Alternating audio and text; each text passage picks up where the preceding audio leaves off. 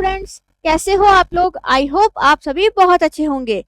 आज का हमारा 4th चैप्टर है the blind man and the elephant. मतलब ये किसके बारे में पोयम है हमारी। कुछ ब्लाइंड मैन है और एलिफेंट है। इस पोयम में हम पढ़ेंगे कि 6 ब्लाइंड मैन है वो कैसे सिर्फ अपने ऑब्जर्वेशन में, मतलब सिर्फ उसको फील करके टच करके एलिफेंट को अपने अपने विचार कैसे चेंज करते हैं या बना लेते हैं कि हाथी ऐसा दिखता होगा या वैसा दिखता होगा। जिन्होंने देखा किसी ने नहीं है, पर बस वो फील करके उसे टच करके ऐसा सोच रहे कि ऐसा होगा या वैसा होगा। तो अब हम इस पोएम को शुरू करते हैं और देखते हैं कि इसके अंदर क्या बताया गया है। This poem is written by John Godfrey Saxe which is based on an Indian fable about 6 blind people and the elephant। ये पोयम किसने लिखी है। एक राइटर है हमारे जॉन गॉडफ्रे सैक्स, और उन्होंने क्या लिखा है। ये पोयम किसके ऊपर बेस्ड है। Indian fable. फेबल मतलब कोई काल्पनिक पोयम, जिसके अंदर क्या है, 6 अंधे आदमी हैं और एक एलिफेंट है। This poem is about the concept of partial reality that we experience. और ये पोएम किसके बारे में है, पार्शियल रियलिटी के बारे में है जिसे हम एक्सपीरियंस करते हैं। तो चलिए शुरू करते हैं। It was 6 man of Hindustan. अब यहाँ पे हिंदुस्तान का मतलब है हिंदुस्तान, मतलब पुराने टाइम पे इसको हिंदुस्तान कहते थे। To learning much inclined who went to see the elephant, through all of them were blind, that each by observation might satisfied his mind। अब क्या है, यहाँ पर हिंदुस्तान के कोई 6 आदमी हैं जो 6 के 6 ही बिल्कुल ब्लाइंड है, बिल्कुल देख नहीं सकते हैं, और वो सिर्फ अपनी ऑब्जर्वेशन से अपने माइंड को सेटिस्फाइड कर रहे हैं कि हाथी इस तरीके से दिखता है या वैसा दिखता है। और ये सब क्या है, बहुत ज्यादा सीखने के इच्छुक हैं और हाथी को देखना चाहते हैं। देखना नहीं मतलब फील करना चाहते हैं कि हाथी कैसा होगा, ऑब्जर्व करना चाहते हैं।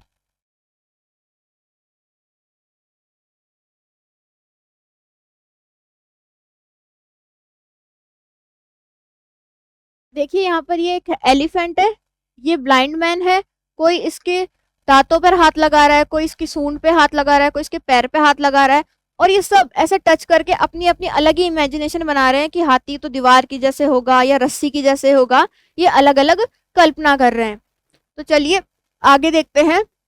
The first approach the elephant and happening to fall against its broad and sturdy side. Sturdy मतलब बहुत मजबूत।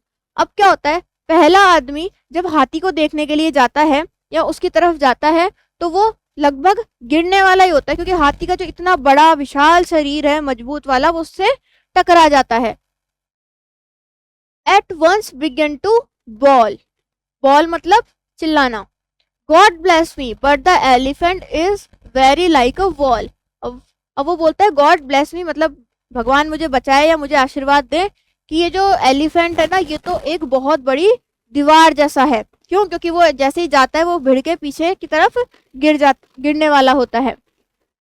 नेक्स्ट है the second feeling of the tusk cried ho what have we here so very round and smooth and sharp. अब जो second आदमी है वो उसके टस्क के ऊपर हाथ लगाता है, ये रे इसके टस्क। ये बोलता है कि अरे ये क्या है, ये तो क्या है, बहुत ही राउंड है, स्मूथ है और शार्प है। To me TISS mighty clear this wonder of an elephant is very like a spear. अब क्या होता है, अब ये जो टिस है इसका मतलब है इट इज। वो बोलता है कि ये तो बिल्कुल ही बहुत ज्यादा माइटी है, क्लियर है, और ये जो आदमी है इसके ये जो एलिफेंट के जो टस्क है ये बिल्कुल एक स्पीयर जैसे दिखते हैं। The third approach the animal and happening to take the squirming trunk within his hands. Squirming मतलब ट्विस्टिंग। हाथी की जो सूंड होती है वो कुछ इस तरीके से ट्विस्ट करती हुई होती है। देखिए ये ऐसे घूमी हुई है। तो जब थर्ड मैन एनिमल को, उस हाथी को अप्रोच करता है and happening to take the squirming trunk within his hands, thus boldly up and spake मतलब speak, I see caught मतलब said, he the elephant is very like a snake. अब क्या होता है, जब जो थर्ड आदमी है वो उसकी जो ऐसी ट्विस्ट की हुई घूमी हुई सूंड को हाथ लगाता है तो वैसे सोचता है कि ये तो बिल्कुल ऐसे बिल्कुल स्नेक जैसा है.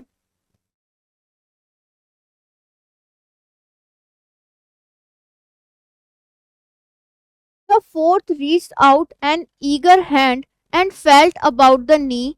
What most this mighty beast is like is mighty plain, caught he. 'Tis clear enough the elephant is very like a tree. अब क्या होता है, जैसे ही जो फोर्थ वन है वो हाथी के पास जाता है तो वो अपने हाथ को ऐसे लगाता है उसके ऊपर and felt about the knee, और जो क्या है उसका जो नी है उसे वो फील करता है. What most this mighty beast is like is mighty plain, caught he. 'Tis clear enough the elephant is very like a tree. अब वो बोलता है कि जो माइटी बीस्ट है ये शायद बिल्कुल एक बहुत ही जो पेड़ होता है उसकी जैसे दिखता है. मतलब उसको ये बिल्कुल ऐसे हो जाता है कि ये बिल्कुल क्लियर है कि ये बिल्कुल ट्री के जैसा है हाथी. The fifth who chance to touch the ear said, e'en मतलब इवन, मार्वल मतलब wonder, the blindest man can tell what this resembles most. अब जैसे ही जो फिफ्थ आदमी है, जैसे ही उसको चांस मिलता है उसे हाथी को टच करने का, वो बोलता है कि even the blindest man can tell what this resembles most. अब वो बोलता है कि कोई अंधा व्यक्ति है ना वो भी इसको बता देगा ये किसकी जैसे दिखता है.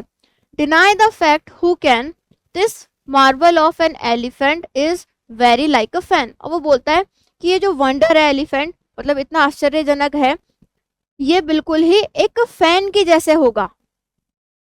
The sixth no sooner had begun about the beast to grope then seizing on the swinging tail that fell within his scope, I see quoth he, the elephant is very like a rope.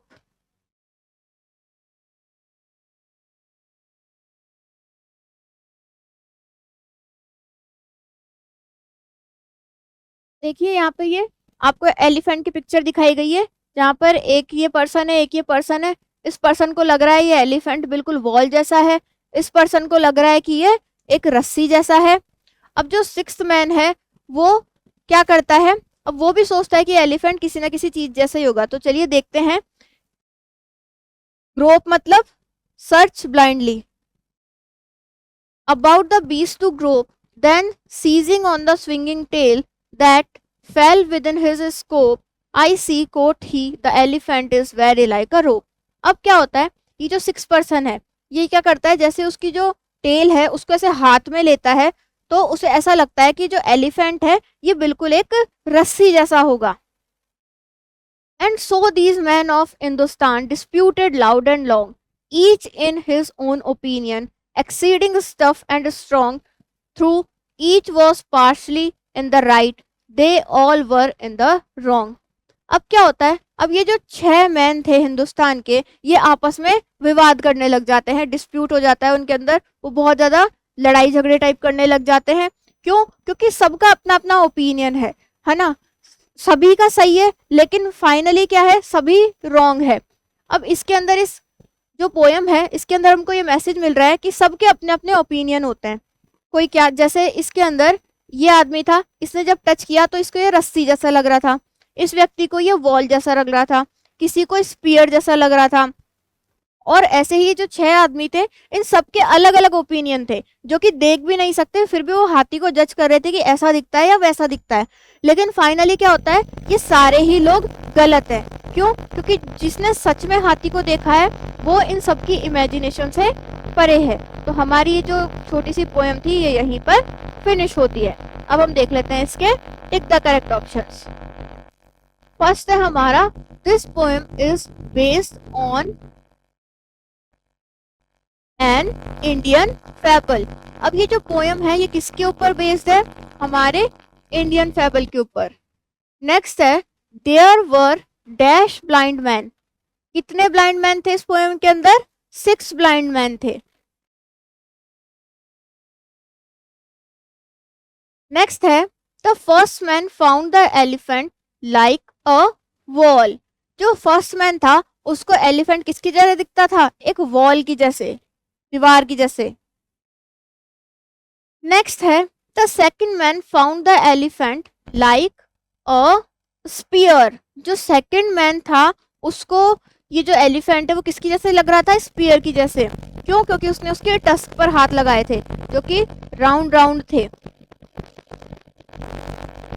Next है the fifth man found the elephant very like a fan. अब जो fifth man था उसको elephant कैसा लग रहा था? एक फैन की जैसे लग रहा था। तो हमारी ये जो पोएम थी ये यहीं पर फिनिश होती है।